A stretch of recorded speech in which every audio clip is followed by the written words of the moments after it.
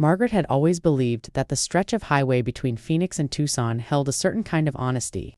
The desert landscape didn't pretend to be anything other than what it was: harsh, unforgiving, and brutally clear under the Arizona sun. She gripped the steering wheel of her aging Honda Accord, her knuckles white against the worn leather, and tried to focus on the road ahead rather than the tension radiating from the passenger seat. Her son Danny sat beside her, his jaw clenched tight, his eyes fixed on his phone screen with an intensity that felt like anger compressed into silence.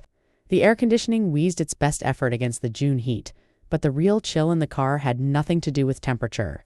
They had been driving for 40 minutes, and Danny hadn't said a word since they left his grandmother's funeral reception. Margaret understood grief, knew it wore different faces on different people.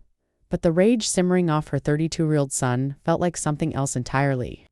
She had raised him alone after his father walked out when Danny was 7, worked double shifts at the hospital for 15 years to give him opportunities she never had. And now, here they were, two strangers trapped in a metal box hurtling through the desert. The funeral had been small, dignified, exactly what her mother would have wanted. But Danny had shown up late, disheveled, and reeking of whiskey. Margaret had said nothing, swallowed her disappointment like she'd swallowed so many things over the years, and focused on getting through the day. The highway stretched endlessly before them, a ribbon of black asphalt shimmering in the heat. Margaret glanced at Danny from the corner of her eye, noting the tight set of his shoulders, the way his fingers moved frantically across his phone screen. He had been gambling again. She was certain of it, though he denied it every time she asked. The signs were all there: the constant phone checking, the irritability, the money he borrowed and never repaid, the lies that came too easily. She had tried to help, had offered to connect him with counselors, had researched support groups, but Danny insisted he had everything under control. The funeral had been a convenient excuse for him to come home, but Margaret suspected he needed money more than he needed closure. "You're going too slow," Danny suddenly snapped, his voice cutting through the hum of the engine like a blade. Margaret flinched but kept her eyes on the road, her speed steady at 65 miles per hour. "I'm going the speed limit, Danny," she replied quietly, her voice measured and calm in the way she'd learned during her years as an emergency room nurse. "You didn't escalate situations when someone was already agitated. You stayed level, stayed present, stayed safe." But the comparison between dealing with agitated patients and managing her own son left a bitter taste in her mouth. This wasn't supposed to be her reality at 50 years old, not with her own child. Danny threw his phone down on his lap with enough force that it bounced, and Margaret heard the sharp intake of breath that meant he was about to explode. "You know what your problem is?" he said, his voice rising, venom seeping into every syllable. "You've always been like this, always so goddamn passive, always taking everyone's shit and smiling about it. No wonder Dad left. No wonder Grandma barely talked to you the last 5 years. You're just this doormat that everyone wipes their feet on and you just take it." The words hit Margaret like physical blows, each one finding the tender places inside her where she kept her doubts and fears and failures. She forced herself to breathe, to keep her hands steady on the wheel, to not give him the satisfaction of seeing her crumble. The desert outside blurred as tears threatened to form, but Margaret blinked them back with fierce determination. She had learned long ago that tears didn't solve anything, didn't pay bills or heal wounds or change the fundamental architecture of disappointment that seemed to form the foundation of her relationship with her son. The car felt smaller now, the space between them charged with all the unsaid things, all the accumulated resentments and unmet expectations that had been building for years. Margaret opened her mouth to respond, to defend herself, or maybe just to ask him to stop. But before she could form the words, Danny's hand shot out and connected with the side of her face in a sharp, stunning crack that made her head snap sideways and the car swerve violently toward the shoulder. The Honda fishtailed on the gravel shoulder, small rocks pinging against the undercarriage as Margaret fought to regain control. Her cheek burned where Danny's hand had connected, and for a moment, everything seemed to move in slow motion, the steering wheel vibrating under her palms, the sound of her own breathing harsh in her ears, the smell of hot asphalt and dust pouring through the vents. She managed to straighten the car and ease it safely onto the shoulder, her hands shaking now, adrenaline flooding her system the way it did during her worst shifts at the hospital. But this wasn't a stranger having a psychotic break or a patient high on methamphetamine. This was her son, the baby she had nursed and raised and sacrificed everything for. Danny sat frozen in the passenger seat, his hands still suspended in the air where it had struck her. His face a mask of shock and something else, something that looked almost like satisfaction. Margaret put the car in park and sat there, her hands still gripping the wheel, her entire body trembling with a combination of shock, fear, and her rage, so profound it felt like it might consume her from the inside out. The desert stretched around them in every direction, empty and indifferent to human drama. And Margaret thought about how easy it would be to just open her door and walk into that vastness and keep walking until the heat or the distance swallowed her whole. But she didn't move, didn't speak, just sat there with her cheek throbbing and her heart hammering against her ribs. "Mom, Danny started, his voice suddenly small, but Margaret held up one hand to stop him. She couldn't bear to hear whatever excuse or apology or justification he was about to offer. The silence stretched between them, heavy and suffocating. And Margaret realized in that moment that something fundamental had shifted inside her. She had spent 32 years making excuses for Danny, covering for him, protecting him from consequences, believing that her love could somehow fix whatever was broken inside him. But love wasn't enough, had never been enough, and she had been fooling herself to think otherwise. The woman who had gotten in this car in Phoenix was not the same woman sitting here now on this dusty shoulder with a handprint burning on her face. After what felt like hours but was probably only minutes, Margaret put the car back in drive and pulled onto the highway without saying a word. Danny sat beside her in silence, his earlier rage replaced by something that looked like confusion, maybe even fear. Margaret kept her eyes on the road, her jaw set, her mind working through possibilities and consequences with the methodical precision she used to assess trauma patients. She drove them back to her modest ranch house on the outskirts of Tucson, the home she'd bought 15 years ago when she finally saved enough for a down payment. The home where Danny had lived rent-free for the past 6 months after losing his apartment to his gambling debts. The sun was setting by the time she pulled into the driveway, painting the sky in shades of orange and purple. That would have been beautiful if Margaret had been capable of seeing beauty in that moment. She got out of the car without looking at Danny and walked into the house, her legs mechanical, her face carefully blank.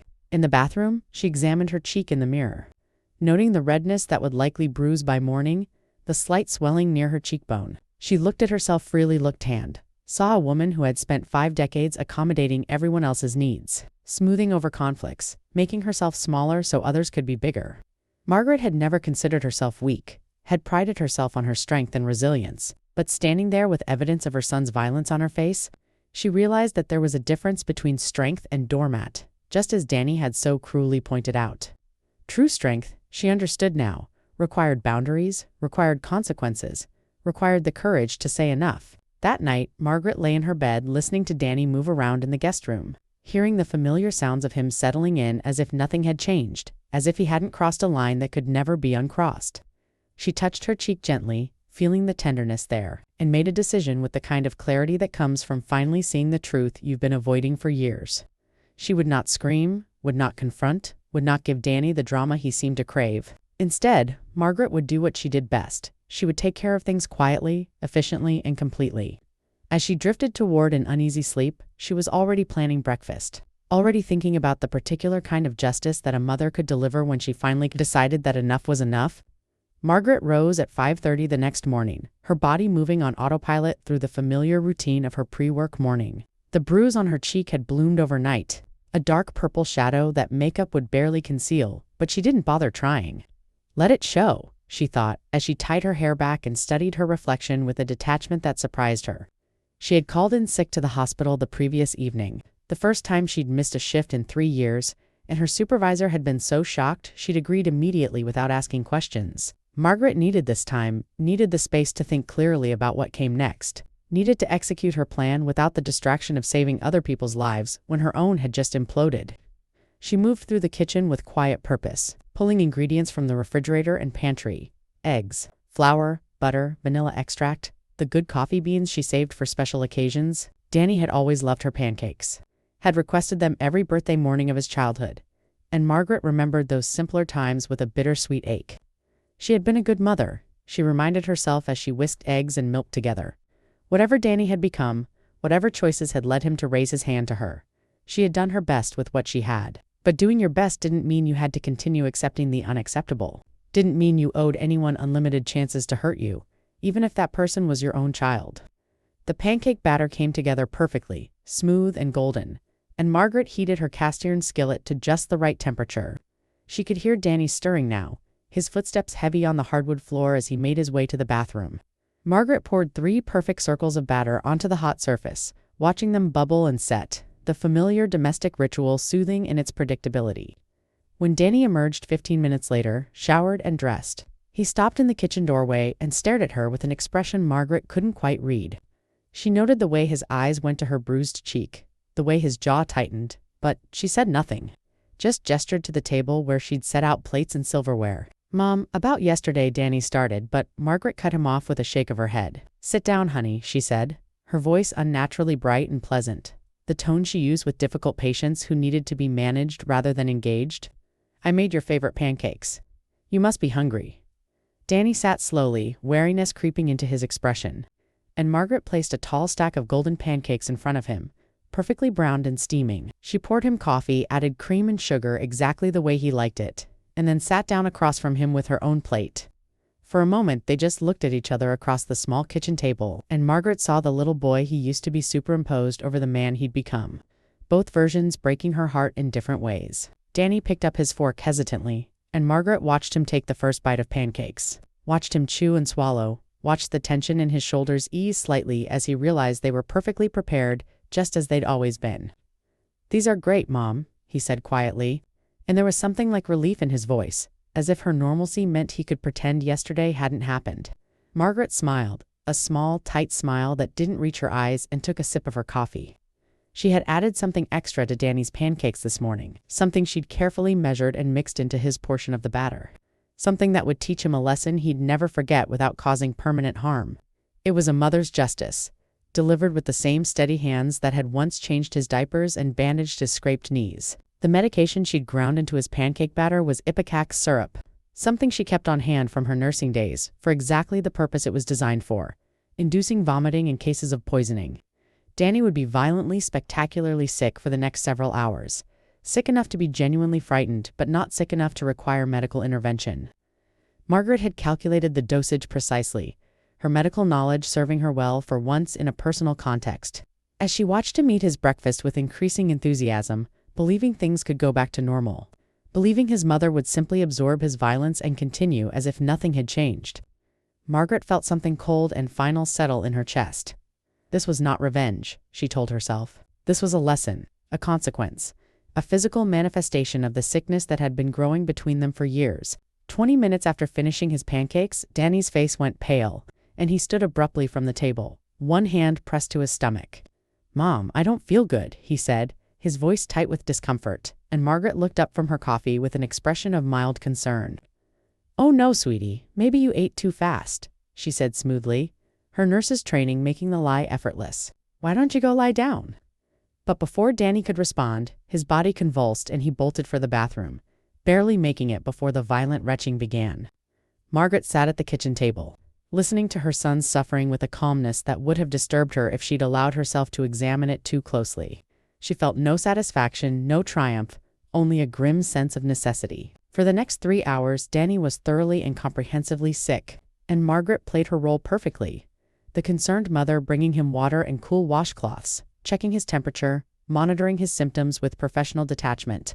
"It must have been something you ate yesterday," she said at one point, her voice full of sympathy.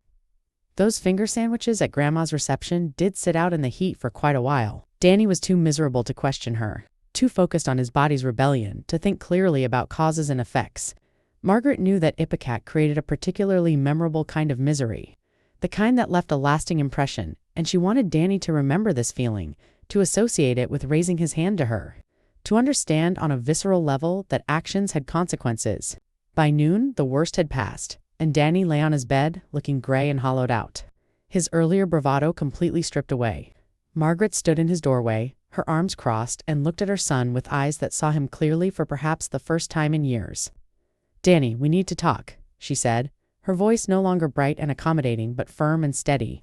Danny looked at her with exhausted eyes, and Margaret saw a flicker of fear there, as if he finally understood that something fundamental had changed. "You hit me yesterday," she continued, not bothering to soften the words. "You put your hands on your mother while I was driving, and you could have killed us both. That is unforgivable." Danny opened his mouth to speak, but Margaret held up her hand again, the gesture now familiar from their car ride. "I don't want to hear excuses or apologies," she said. "I want you to understand that you have 1 week to find another place to live. I've already started packing your things. I'll help you move. I'll even give you first and last month's rent for a new apartment, but you cannot stay here anymore. This is not negotiable. She watched the shock register on his face, watched him struggle to sit up, his body still weak from the morning's ordeal. But Mom, I don't have anywhere to go, he protested, his voice taking on the wheedling quality that had always worked on her before. You can't just throw me out because I made one mistake. Margaret felt something harden in her chest, a resolve that felt like armor settling into place. It wasn't one mistake, Danny, she said quietly. It was 32 years of mistakes. My mistakes, enabling your mistakes, pretending that love alone could fix what's broken. But I'm done pretending. I'm done being your safety net while you gamble away every opportunity. While you blame everyone else for your choices. While you treat the people who love you like obstacles to overcome or enemies to defeat. She paused, letting the words sink in, seeing them land like physical blows. I will always be your mother, but I don't have to be your victim. You need to leave, and you need to figure out how to be a better man than the one you are right now. The week that followed was tense but purposeful, with Margaret maintaining her boundaries with a consistency that surprised them both. She found Danny a small efficiency apartment across town, paid his first 3 months' rent, and helped him move his belongings in near silence. On the last day, as Danny loaded the final box into his beat-up Toyota, he turned to her with red-rimmed eyes. I'm sorry, Mom, he said, and this time the words sounded genuine, scraped raw from something deeper than convenience. I know you probably don't believe me, but I am, and I think I need help, real help, with the gambling and the anger and all of it. Margaret felt tears prick her own eyes but refused to let them fall. I believe you want to change, Danny, she said. I hope you follow through, but whether you do or not, I can't be the one to save you anymore. You have to save yourself. As she drove away from Danny's new apartment, Margaret caught sight of her reflection in the rearview mirror. The bruise on her cheek had faded to a yellowish green, but it was still visible, still a reminder of the moment everything changed. She thought about the pancakes, about the calculated delivery of consequences, about whether what she'd done made her a terrible person or simply a person who'd finally learned to protect herself. In the end, Margaret decided it didn't matter. She had survived 50 years by being accommodating and selfless and endlessly forgiving, and where had it gotten her? Hit by her own child, taken for granted, used as an emotional and financial crutch. The justice she'd served that morning hadn't been about punishment. It had been about breaking a cycle, about teaching a lesson that words had failed to convey, about reclaiming her own dignity and worth. The weeks after Danny moved out felt strange and hollow, like living in a house where someone had removed all the furniture and left only echoes. Margaret returned to her shifts at the hospital, slipping back into the comfortable rhythm of 12-hour days and medical emergencies that had nothing to do with her personal life. Her colleagues noticed the fading bruise but said nothing, though she caught the concerned glances and unspoken questions. Margaret appreciated their discretion, their professional understanding that sometimes people needed privacy more than they needed intervention. At night, she came home to silence instead of Danny's presence in the guest room, and she discovered that silence wasn't loneliness, it was peace she'd forgotten how to recognize. She had given Danny the number for a gambling addiction hotline and information about several support groups, but she didn't follow up to see if he'd used them. That was his journey now, his responsibility, and Margaret found that letting go felt both terrible and liberating in equal measure. She kept her phone nearby in case he called, in case there was an emergency, but she didn't reach out, didn't check in, didn't fall back into the pattern of managing his life for him. Her therapist, a kind woman named Dr. Richardson, whom Margaret had started seeing the week after the incident, called this healthy boundaries, and Margaret was learning that healthy boundaries felt uncomfortable at first, like breaking in new shoes that rubbed in unfamiliar places. One evening, about 3 weeks after Danny moved out, Margaret was preparing dinner when her doorbell rang. She opened it to find her neighbor Alina standing on the porch, a casserole dish in her hands and concern written across her weathered face. Alina was 65, had lived next door for a decade, and had the kind of intuitive awareness that came from raising 5 children and burying one husband. I made too much chicken enchilada casserole, Alina said, though they both knew this was a lie. Thought you might want some company for dinner. Margaret felt her throat tighten with unexpected emotion and stepped back to let Alina in, grateful for the friendship she'd never fully appreciated until now. Over dinner, Alina didn't pry, didn't ask about the bruise that was now barely visible or why Danny's car no longer sat in the driveway. Instead, she talked about her grandchildren, about the new restaurant opening downtown, about the community garden project she was organizing. But as Margaret was clearing the plates, Alina reached over and squeezed her hand. You know, Mia, she said gently, I see you leaving for work, coming home late, always taking care of everyone else. But who takes care of Margaret? The question hung in the air between them, simple but profound. And Margaret realized she didn't have an answer because no one had ever asked her that before, not even herself. That night, after Elena left, Margaret sat on her back patio watching the desert stars emerge in the darkening sky. She thought about her mother's funeral, about Danny's violence, about the pancakes and the calculated lessons she'd delivered, about all the choices that had led her to this moment of solitary reflection. She wondered if she'd done the right thing or if she'd damaged their relationship beyond repair. But then she touched her healed cheek and remembered the sound of Danny's hand connecting with her face. Remembered the surge of fear and rage and broken trust, and she knew with absolute certainty that she'd had no choice. Sometimes love meant letting people face consequences, meant refusing to cushion every fall, meant choosing your own survival over someone else's comfort. The following week, Danny called. Margaret was at work when her phone vibrated with his name on the screen, and she stepped into an empty break room to answer it. Mom. His voice sounded different, smaller somehow, and Margaret's heart clenched despite her resolve. I started going to meetings, he said without preamble. Gamblers Anonymous. I've been to 5 so far, and I think it's actually helping. I got a job too, just part-time warehouse work, but it's something. Margaret closed her eyes and felt relief wash over her, though she kept her voice measured. I'm proud of you, Danny. That takes courage. They talked for 15 minutes, carefully avoiding the elephant in the room, and when they hung up, Margaret found herself smiling despite the complexity of her emotions. But that night, Margaret did something she'd never done before. She sat down with a notebook and wrote out her own boundaries, her own needs, her own non-negotiables. If Danny wanted to rebuild their relationship, it would be on different terms this time. No more free rent, no more covering his debts, no more excusing his behavior or pretending his problems weren't real. She would support his recovery but not enable his dysfunction. She would love him, but not at the expense of her own well-being.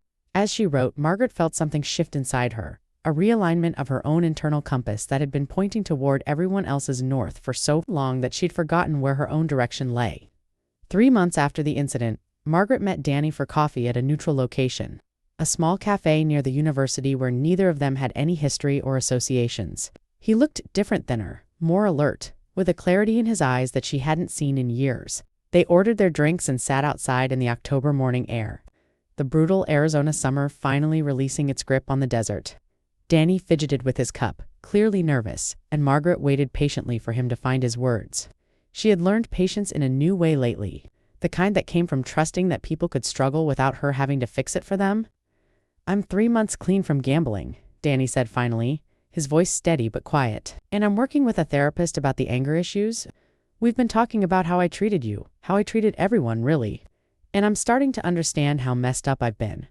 He looked up at her then, and Margaret saw genuine remorse in his face. Not the performative apology of someone trying to manipulate their way back into good graces. I don't expect you to forgive me, he continued. I hit my own mother. I could have killed you, killed us both. There's no excuse for that, and I'm not asking for one. I just wanted you to know that I'm trying to be better. Margaret took a sip of her coffee, buying herself a moment to process the emotions swirling through her. Pride that he was finally getting help, sadness for all the wasted years, residual anger at the violence, and underneath it all, the persistent, complicated love of a mother for her child. I appreciate you telling me this, she said carefully, and I can see that you're making real changes. But Danny, I need you to understand that our relationship has changed permanently. I will support your recovery, but I can't go back to being the person who sacrifices everything for you. I can't be that person anymore. She watched him absorb this, saw the flash of disappointment followed by something that looked like understanding, maybe even respect. They talked for an hour, establishing new boundaries and expectations with a frankness that would have been impossible before the highway incident. Danny admitted that he'd suspected the pancakes weren't innocent, that he'd figured out what she'd done, and Margaret didn't deny it. I'm not proud of it, she said honestly, but I needed you to understand that actions have consequences. That you couldn't just hit me and have everything go back to normal with some hollow apology. Was it right? I don't know, but it was necessary. Danny was quiet for a long moment, then nodded slowly. I was so angry when I figured it out, he admitted. But then I realized you were right. I'd never faced real consequences before, and I needed to. As they parted ways, Danny hesitated, then asked if they could meet again in a month. Margaret agreed, feeling cautiously optimistic for the first time since her mother's funeral. She drove home through streets she'd traveled thousands of times, seeing them differently now, seeing herself differently now. The woman who had silently endured that blow in the car was gone, replaced by someone stronger and more complete. Someone who understood that protecting yourself wasn't selfish and that love without boundaries was just another form of harm. Margaret had learned to deliver justice with breakfast and compassion with consequences, and in doing so, she'd finally learned how to mother herself. That evening, Margaret stood in front of her bathroom mirror, studying her reflection the way she had on so many significant moments over the past few months.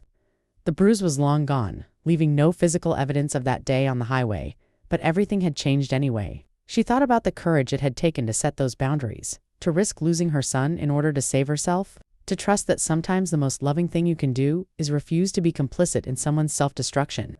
Margaret smiled at herself, a real smile this time, full and genuine. She had survived 50 years of accommodating everyone else, and she was just beginning to discover what the next 50 years might look like if she finally started living for herself. Margaret's newfound boundaries rippled outward into other areas of her life in ways she hadn't anticipated.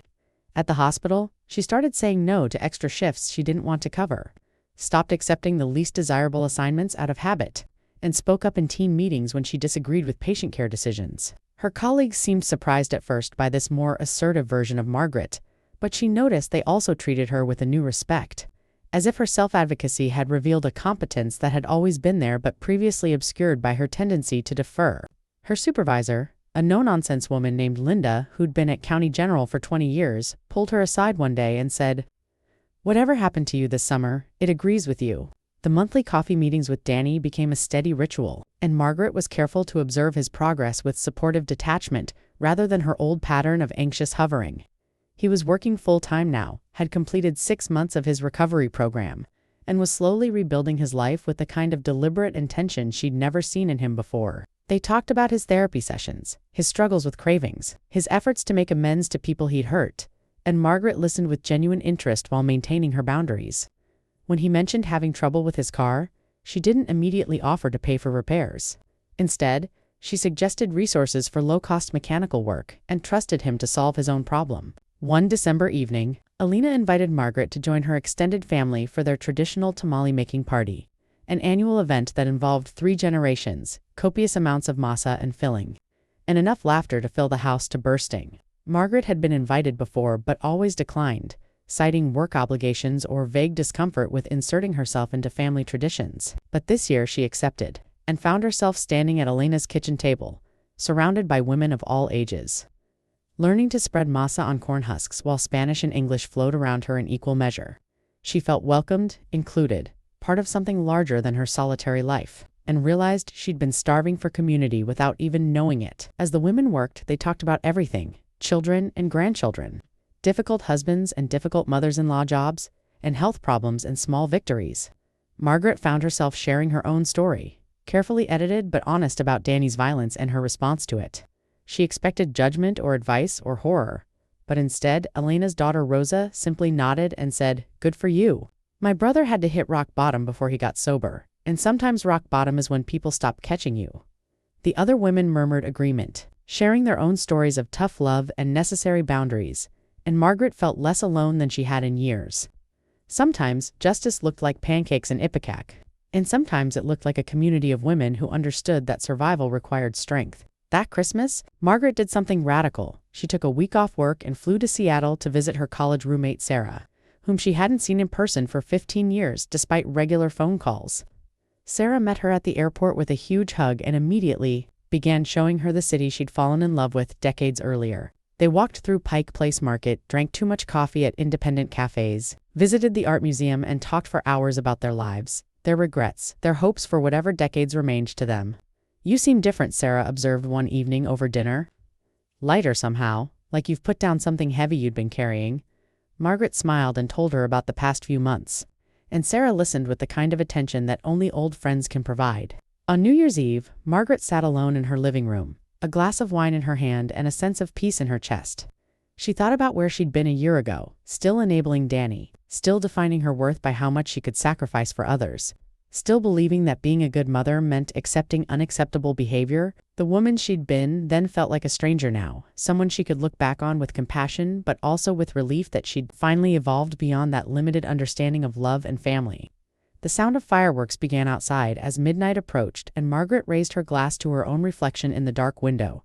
"Two boundaries," she said aloud. 2 consequences.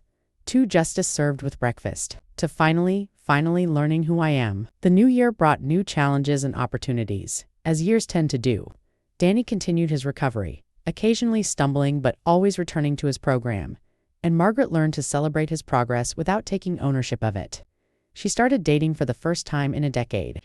Nothing serious but pleasant dinners and conversations that reminded her she was still a woman with desires and interests beyond her roles as mother and nurse. She took a painting class at the community college, discovering a latent talent for watercolors and a deep satisfaction in creating something beautiful with her own hands.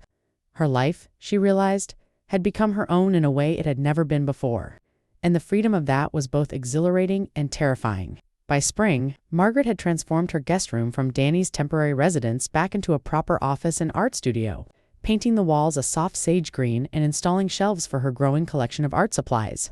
The act of reclaiming that space felt symbolic, a physical manifestation of her reclaimed life. She set up her easel by the window where morning light spilled in, and she found herself waking early to paint before work, capturing the desert landscape in watercolor washes of ochre and sienna and violet. Alina came over to see the renovation and stood in the doorway smiling. "This is beautiful, Mia," she said. "You're really blooming, aren't you?" Margaret laughed at the botanical metaphor, but had to admit it felt accurate. Her relationship with Danny continued to evolve, shifting from the fraught dynamic of enabler and addict to something more equal and adult. On the first anniversary of the highway incident, they met for dinner at a restaurant neither had been to before, and Danny brought a gift, a framed photograph of Margaret from his childhood, one where she was laughing at something off camera, her face open and joyful. "I found this when I was going through my stuff," he explained. "I wanted you to have it because this is how I remember you before everything got so complicated. And I wanted to say that I'm grateful you stopped enabling me. I know that sounds weird, but making you sick with those pancakes probably saved my life in a roundabout way." Margaret took the photo, her eyes misting as she looked at her younger self, and was struck by how much that woman had lost over the years, and how much the current Margaret had reclaimed. "I don't regret what I did," she said quietly, "but I'm glad it worked. Glad you're here, and sober and trying. I'm proud of you, Danny, but I'm also proud of myself for finally setting boundaries." They ate dinner talking about neutral topics: his job, her painting, a documentary they'd both watch, tanned. The conversation flowed more easily than it had in years. As they parted ways, Danny hugged her, and Margaret allowed herself to relax into the embrace, to feel hope alongside her wariness, to believe that perhaps they could build something new from the ruins of what had been broken. In the emergency room, Margaret found herself increasingly drawn to mentoring new nurses, sharing not just clinical knowledge but the wisdom she'd earned through her personal experiences. She talked to them about boundaries with patients, about compassion fatigue, about the importance of protecting their own well-being while caring for others. One young nurse named Jessica was struggling with an emotionally abusive boyfriend, and Margaret recognized the patterns she'd once accepted in her own relationships. "You can't save people who don't want to save themselves," Margaret told her gently. "And you can't pour from an empty cup. Sometimes the kindest thing you can do is step back and let people experience the consequences of their choices."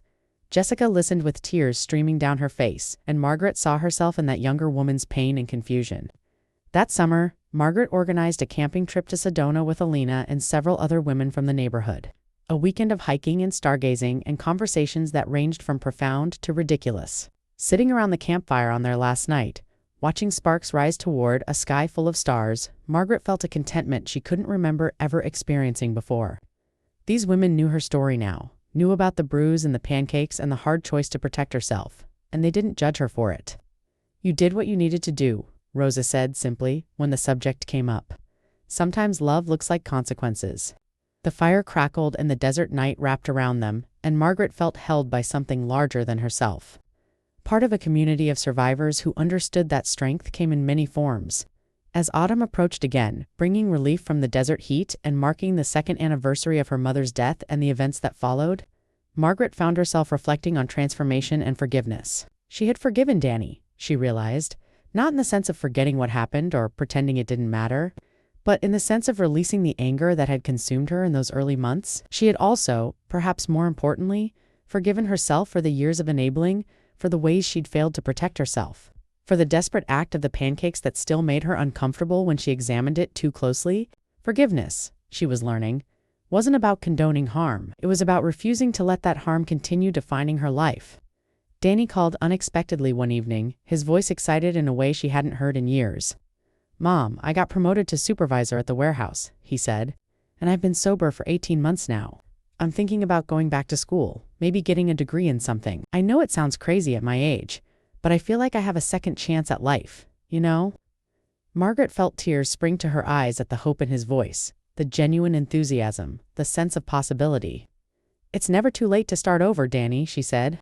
"I'm so happy for you," and she meant it, felt it fully. This uncomplicated joy at her son's success that wasn't entangled with her own identity or worth. As Margaret approached her 52nd birthday, she took stock of her life with the kind of honest assessment she'd avoided for decades. The past 2 years had been transformative in ways both painful and necessary. Stripping away the comfortable lies she'd told herself about sacrifice and motherhood and selflessness, she had learned that boundaries weren't cruel, that consequences weren't punishment, and that sometimes the most loving thing you could do was refuse to participate in someone else's self-destruction. The woman who had been hit in that car seemed like someone from another life now. Someone Margaret could look back on with compassion, but also with relief, that she'd finally evolved beyond that limited understanding of love. The hospital threw her a small birthday party during her shift, and Linda presented her with a cupcake topped with a single candle, and announced that Margaret was being promoted to charge nurse. "You've been doing the work anyway," Linda said with a grin. "Might as well get the title and the pay raise." Margaret's colleagues applauded, and she felt a surge of pride that had nothing to do with anyone else's approval and everything to do with her own recognition of her worth. She had stopped waiting for others to value her contributions and started valuing them herself. And apparently, that shift in self-perception had been visible to others as well. Sometimes being seen started with seeing yourself clearly. That evening, Margaret came home to find a package on her doorstep. And when she opened it, she discovered a beautiful leather-bound journal with a note from Danny for documenting your adventures. "You're inspiring me to write down my journey, so I thought you might want to do the same. Happy birthday, Mom. Thank you for loving me enough to let me fall, and then showing me how to get back up." Margaret sat on her couch with the journal in her lap, running her fingers over the smooth leather, and felt the full complexity of her emotions about her son. Love and pain, hope and wariness. Pride and lingering hurt, all of it was true simultaneously, and she was learning to hold contradictions without needing to resolve them into simple narratives. She began writing in the journal that night, documenting not just the events of the past 2 years, but her internal landscape, the shifts in her thinking and feeling and being that had accompanied the external changes. She wrote about the moment of violence in the car, about the cold calculation of the ipecac-laced pancakes, about the fear and guilt and righteousness that had swirled together in those early days. She wrote about boundaries and self-advocacy, and the difference between being kind and being compliant. Margaret discovered that writing clarified her thinking, helped her understand her own motivations and choices with greater nuance than she'd accessed through simple reflection. The journal became a companion, a witness to her ongoing transformation. As winter settled in again, Margaret received an unexpected phone call from her brother Michael, whom she hadn't spoken to in over a year. Their relationship had always been distant, complicated by family dynamics and old resentments. But Michael had heard about Danny's recovery through family grapevines and wanted to reconnect. They met for lunch, and Michael surprised her by apologizing for not being more supportive during her years of single motherhood. "I judged you for how you handled Danny," he admitted. "Thought you were too soft, too enabling. I guess I was right about the enabling part, but I was wrong to think you weren't strong. What you did, setting those boundaries, making him face consequences, that took more courage than I've ever had." Margaret felt something heal inside her, a wound she hadn't realized needed tending. Through Michael, she reconnected with other extended family members she'd drifted away from during the intense years of managing Danny's problems. Her cousin Patricia invited her to a women's retreat in Flagstaff, and Margaret went despite her initial hesitation about organized self-help events. The retreat focused on women over 50 reimagining their lives, and Margaret found herself in a room full of other women who were also learning to prioritize themselves, who were also recovering from decades of self-sacrifice and accommodation. They did exercises about naming their needs, about identifying their values, about designing lives that reflected who they were rather than who they'd been trained to be. Margaret contributed her own story to the sharing circle, and the other women responded with recognition and affirmation that felt like balm on old wounds.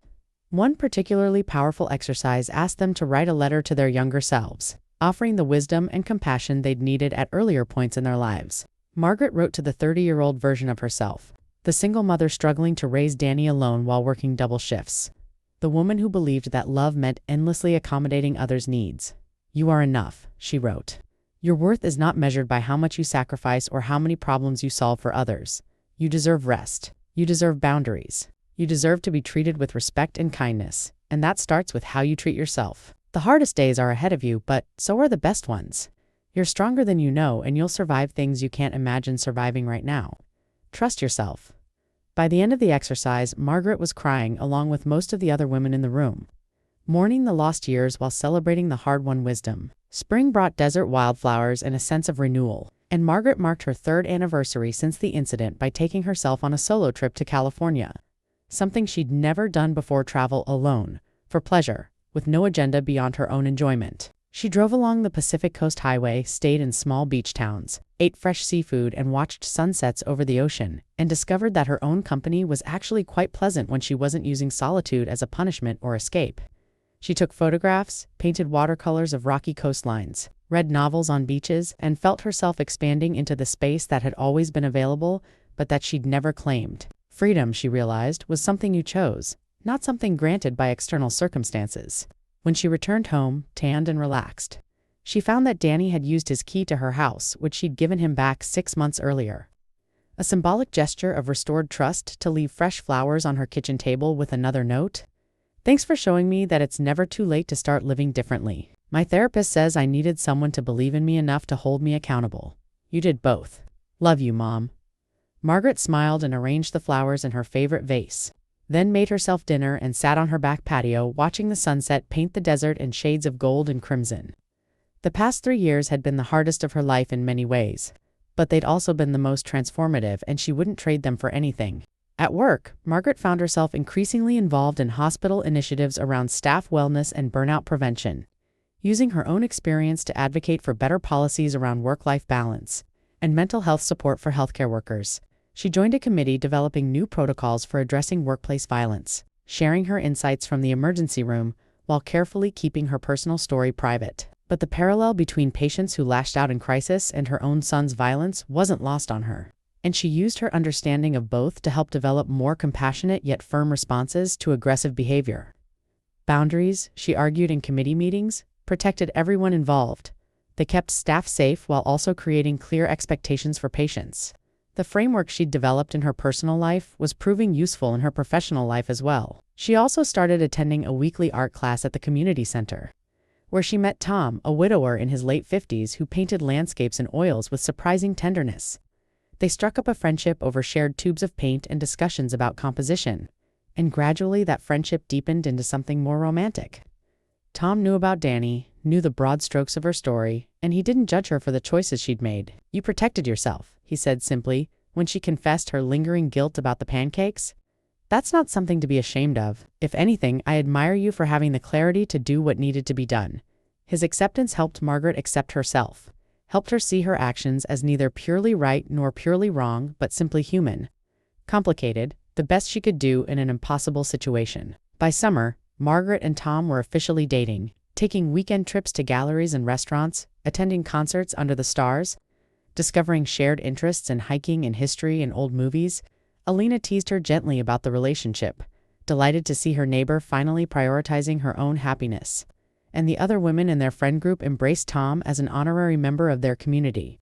Margaret felt herself opening 2 possibilities she'd thought were permanently closed, allowing herself to be vulnerable again while maintaining the boundaries she'd worked so hard to establish.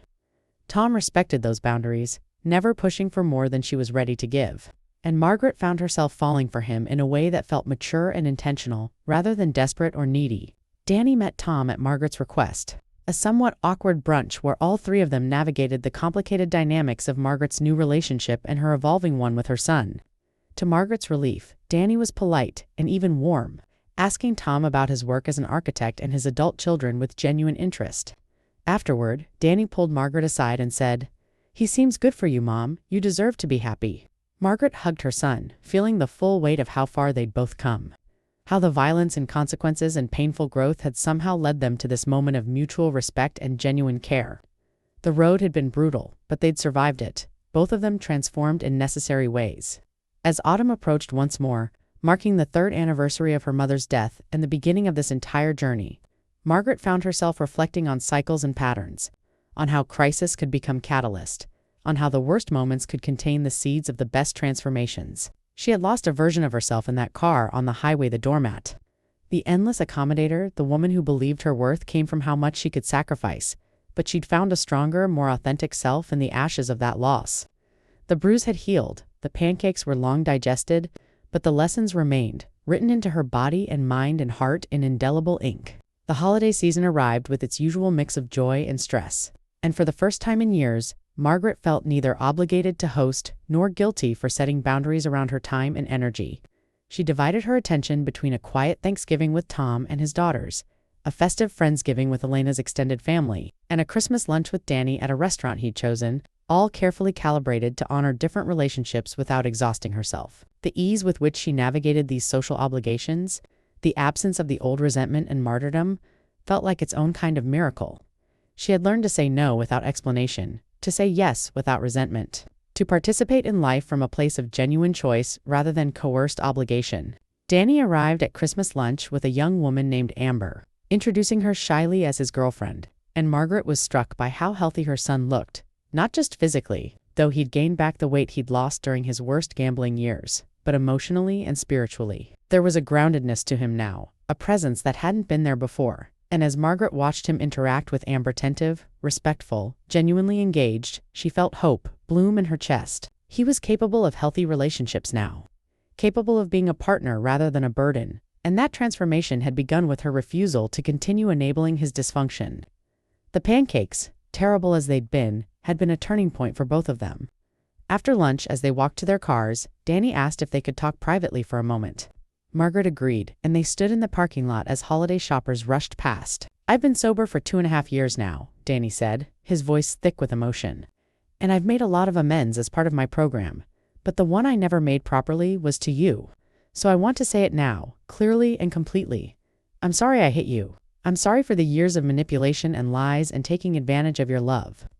I'm sorry for making you feel like you had to poison me to get through to me. You deserved better than the son I was, and I'm trying every day to become the son you deserve now. Not because I want something from you, but because you showed me what real strength looks like."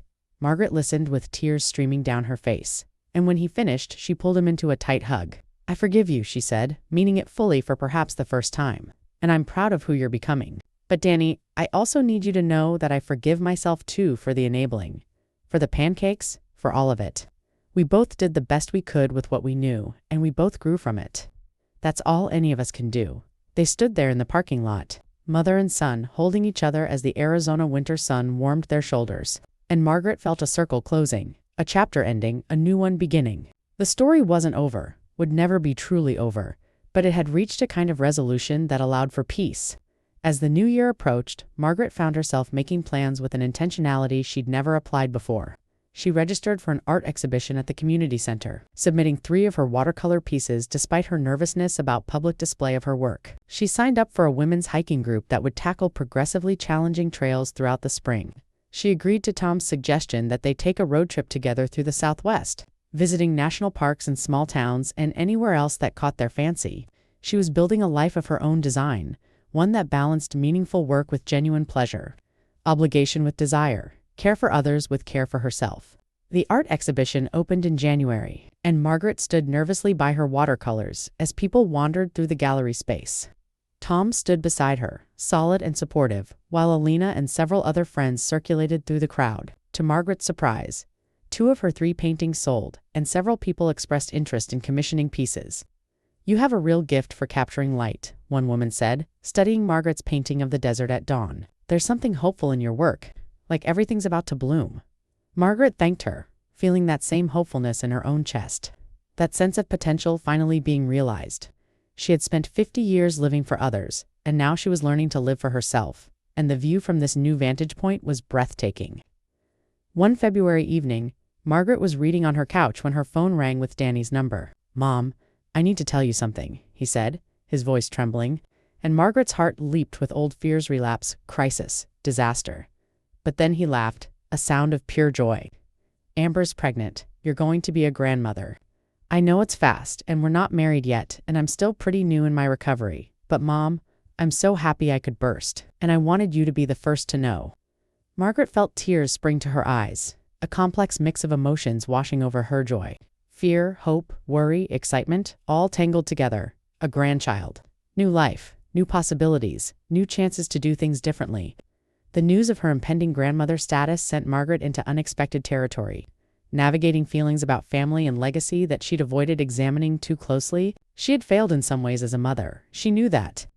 Had enabled Danny's worst instincts for years before finally drawing the line. But she'd also succeeded in raising a man who was capable of recovery, who was willing to do the hard work of transformation, who was now preparing to become a father himself. The complexity of parenting, Margaret realized, couldn't be reduced to simple success or failure narratives. You did your best, you made mistakes, you learned, you grew, and then you released your children to do the same. The cycle continued, hopefully with each generation learning from the previous one's errors. She met with Amber privately, wanting to establish their own relationship separate from Danny, and was charmed by the young woman's intelligence and warmth. Amber worked as a teacher, had her own history of family complications, and seemed genuinely committed to building a healthy life with Danny.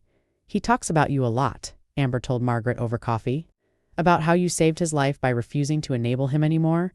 He said you taught him that real love sometimes means letting people face consequences. Margaret felt her throat tighten at this description of her actions, still not entirely comfortable with the mythology being built around that terrible morning with the pancakes, but also grateful that something positive had emerged from it. As spring progressed, Margaret found herself drawn into baby preparations with an enthusiasm she hadn't anticipated. She went shopping with Amber for baby clothes and nursery items, offering opinions when asked, but mostly just enjoying the process of planning for new life. She knitted a baby blanket, something she hadn't done since Danny was born, the rhythmic motion of needles and yarn soothing in its simplicity. Elena and the other women threw a baby shower at Margaret's house, filling her living room with laughter and advice and stories about their own experiences with children and grandchildren. Margaret felt embraced by community in a way she never had before. Her life rich with connection that wasn't based on crisis or obligation, but on genuine affection and shared experience. Tom proposed to her on a hiking trail overlooking Sedona, the red rocks glowing in the afternoon sun, and Margaret said yes without hesitation. They weren't rushing to the altar, both wanted a long engagement, time to blend their lives thoughtfully. But the commitment felt right, felt earned. I never thought I'd have this again, Tom said as he slipped the ring onto her finger. You gave me back hope that life could still surprise me in good ways. Margaret kissed him, tasting salt from her own tears, and thought about how grief and violence had somehow led her to this moment of pure joy. Life was strange that way, she thought. How the worst experiences could open doors you didn't know existed. Danny and Amber got married in a small ceremony in late spring. Just family and close friends, and Margaret stood as witness to their vows with Tom beside her. She watched her son promise to love and honor his new wife, saw the seriousness with which he took these commitments, and felt proud of the man he'd become. During the reception, Danny asked her to dance, and as they swayed to an old jazz standard, he said quietly, "None of this would have happened if you hadn't stopped me that day. If you hadn't shown me I couldn't keep living the way I was living. I know what you did with the pancakes was harsh, but Mom, it woke me up. It showed me you weren't going to be my safety net anymore, that I had to save myself or drown. So thank you for loving me enough to let me fail and then helping me learn how to succeed." Margaret held her son close, feeling the full weight of their history, the violence, the consequences, the long road to recovery, the fragile hope of redemption. "We saved each other," she said. "You needed boundaries and I needed to learn how to set them. We both grew up in the process." The song ended and Danny hugged her tightly before returning to his bride, and Margaret returned to Tom's side, to the life she was building, to the future that felt open and full of possibility. The baby was due in August, just after the 4th anniversary of that terrible day on the highway, and Margaret thought about the symmetry of that timing. How destruction and creation were often separated by thinner margins than anyone wanted to acknowledge. Summer arrived with its brutal heat, and as Amber's due date approached, Margaret found herself both excited and terrified about becoming a grandmother. She would do better this time, she promised herself. She would love without enabling, support without controlling, offer guidance without imposing. She would model the healthy boundaries she'd learned so painfully, would show this new generation what it looked like to prioritize your own well-being alongside caring for others. She would not make the mistakes she'd made with Danny, would not sacrifice herself on the altar of maternal martyrdom, would not teach her grandchild that love required self-annihilation. This was her chance to demonstrate a different way, and she was determined to honor that opportunity. In early August, Margaret received the call she'd been waiting for. Amber had gone into labor, and they were heading to the hospital. Margaret arrived to find Danny pacing the waiting room, his nervousness palpable, and she sat with him through the long hours of labor. offering reassurance and distraction in equal measure. Tom arrived with coffee and sandwiches. Elena sent flowers and encouragement. And gradually, their small support system gathered in the waiting room, all of them invested in this new life about to enter the world. When Danny was finally called back to be with Amber for the delivery, he hugged Margaret tightly. "Wish me luck," he said, and she kissed his cheek. "You're going to be a wonderful father," she told him, meaning it completely. 3 hours later, Danny emerged from the delivery room with tears streaming down his face and a smile that seemed to split his face in two. "It's a girl," he announced, "Isabella Rose, and she's perfect. Amber's perfect. Everything's perfect." The waiting room erupted in cheers and congratulations, and Margaret felt joy expand in her chest until it felt like she might float away. A granddaughter. A girl who would hopefully grow up with the kind of strength and self-respect that Margaret had taken 50 years to develop. A girl who would have parents who'd learned hard lessons about boundaries and consequences and the difference between love and enabling. The cycle was continuing, but hopefully with more wisdom this time. When Margaret was finally allowed to meet Isabella, she entered the hospital room to find Amber holding a tiny bundle wrapped in pink, with Danny standing beside them looking awestruck. "Mom, meet your granddaughter," he said, carefully placing the baby in Margaret's arms. Margaret looked down at the tiny face, the dark eyes, the impossibly small fingers, and felt her heart crack open in a way it never had before.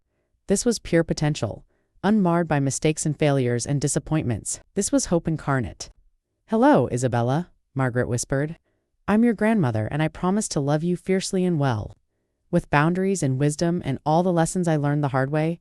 The baby yawned, unimpressed by the weight of these promises, and Margaret laughed through her tears. Over the next few weeks, Margaret settled into her role as grandmother with intentional care. She helped when asked, but didn't hover.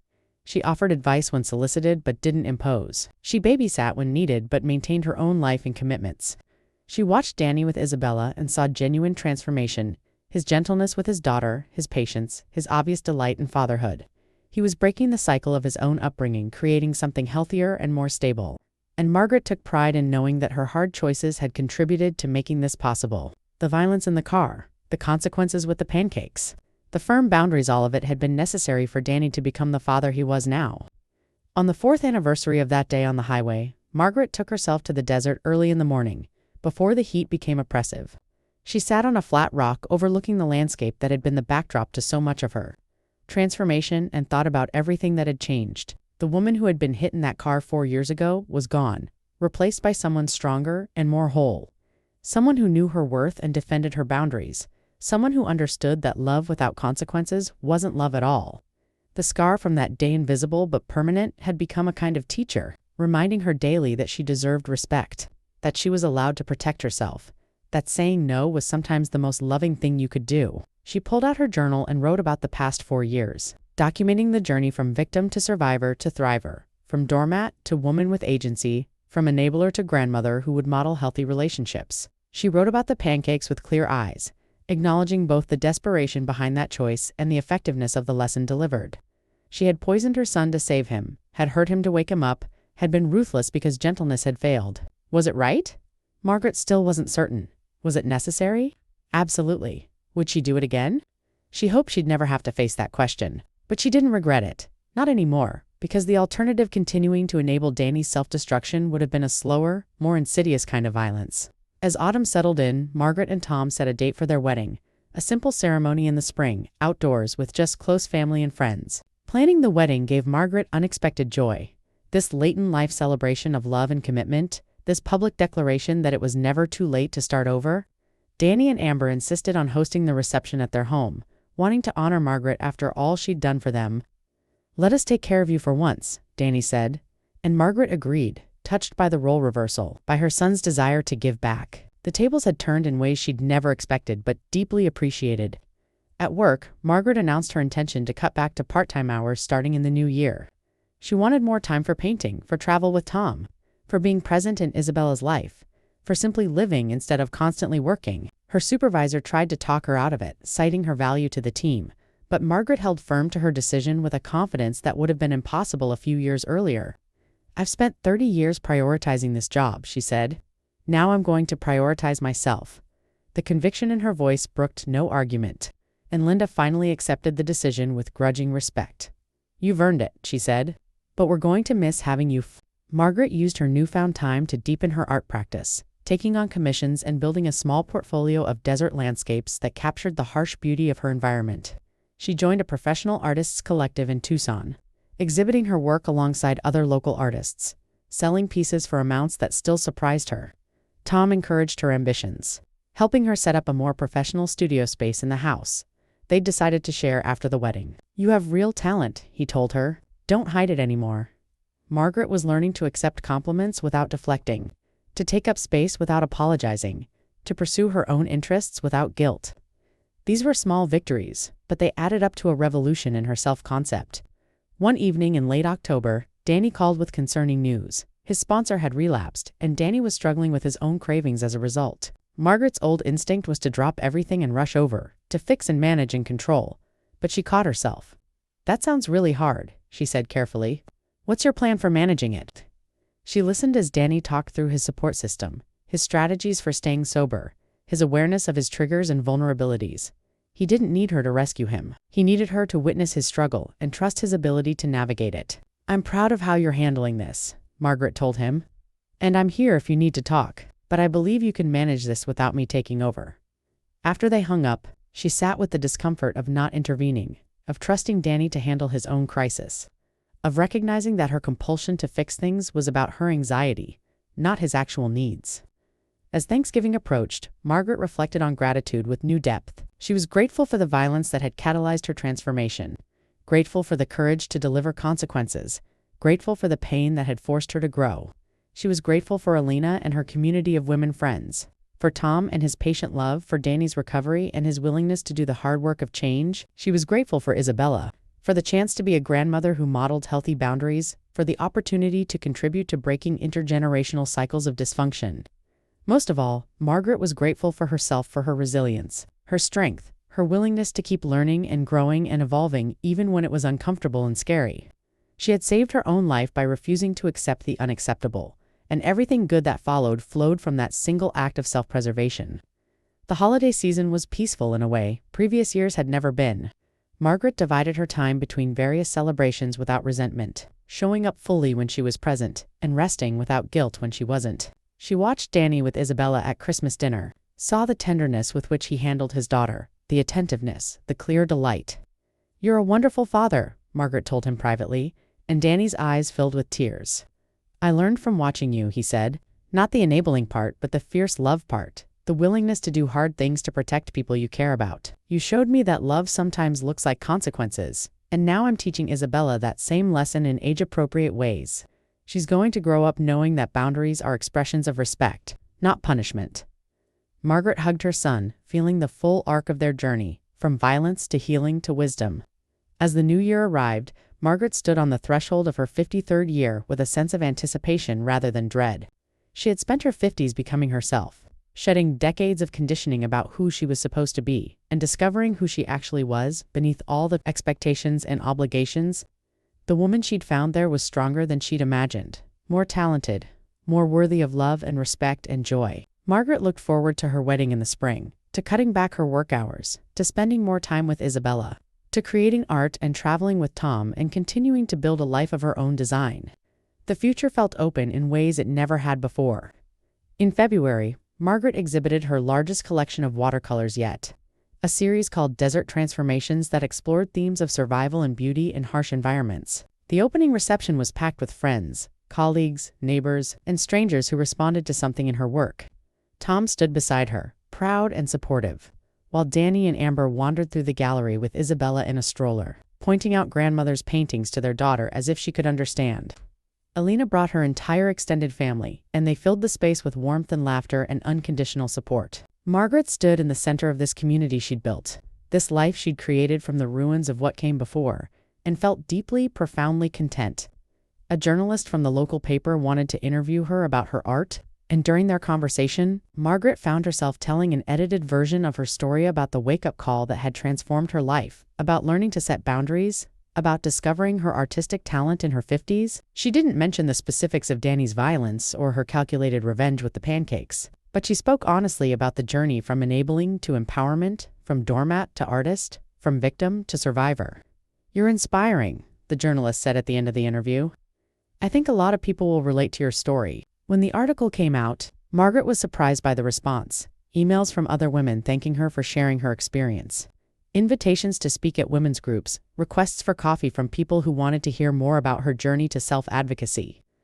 The spring wedding was simple and perfect, held in Elena's backyard under a canopy of lights, with Danny walking Margaret down the aisle, and Isabella as the world's youngest and most confused flower girl. Margaret wore a dress the color of desert sand at sunset, and when Tom took her hands and promised to love and respect and support her, she believed him completely. They exchanged vows they'd written themselves, promises about partnership and autonomy, about supporting each other's growth without losing themselves, about building something new together while honoring what each brought from their pasts. As they kissed to seal their marriage, Margaret thought about the long road that had led her here, to this moment of pure joy and commitment, and silently thanked the woman she'd been 4 years ago for having the courage to say enough. At the reception, Danny gave a toast that left hardly a dry eye in attendance. "My mother taught me the most important lesson of my life," he said, his voice thick with emotion. "She taught me that real love requires boundaries, that consequences are gifts in disguise, and that sometimes the hardest thing you can do for someone is refuse to save them from themselves." 4 years ago, my mother made a choice that changed both our lives. She chose herself, chose her dignity, chose to stop enabling my self-destruction. And in doing so, she gave me the space to hit rock bottom and then learn how to climb back up. I'm sober today because she was strong enough to let me fail. I'm a good father because she showed me what real strength looks like. I'm a better man because she refused to accept anything less. So here's to Margaret, the strongest, bravest, most loving person I know. Thank you for saving my life by refusing to save me. He raised his glass and everyone followed, and Margaret wiped away tears while Tom squeezed her hand. As the evening wound down and guests began to depart, Margaret found herself alone for a moment on Elena's patio, looking up at the desert stars. She thought about the woman who'd been hit in a car 4 years ago, about the desperate choice to put ipecac in pancakes, about all the painful growth and hard-won wisdom that had followed. She thought about forgiveness of Danny, of herself, of the imperfect past that had led to this perfect moment. She thought about justice, not the dramatic kind from movies, but the quiet, personal kind that looked like boundaries and consequences, and refusing to participate in your own diminishment. She thought about motherhood and its complexities, about how sometimes the most loving thing you could do was let someone feel the full weight of their choices. And she thought about herself finally, prioritizing her own needs and desires and dreams after 5 decades of putting everyone else first. The journey hadn't been easy, but it had been necessary. And standing here in her wedding dress under the desert stars, Margaret wouldn't change a single painful step of it. She had delivered justice with breakfast, and in doing so, she had finally set herself free.